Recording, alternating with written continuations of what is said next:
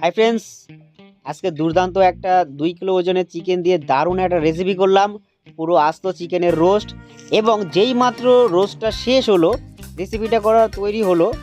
আর খেতে যাব এরকম সময়ে এই যে রাক্ষস আর খুকস স্কুল সেরে বাড়ি যাচ্ছিল, আর উঁকি মেরে দেখে যে বাহ, আজকে তো কাজলদা দারুণ একটা রেসিপি করলো।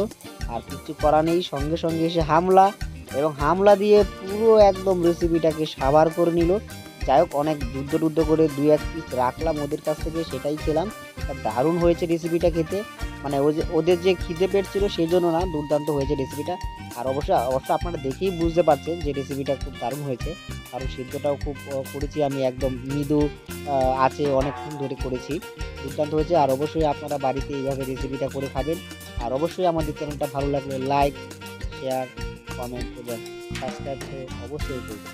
ধন্যবাদ সবাইকে আমাদের সঙ্গে থাকার জন্য।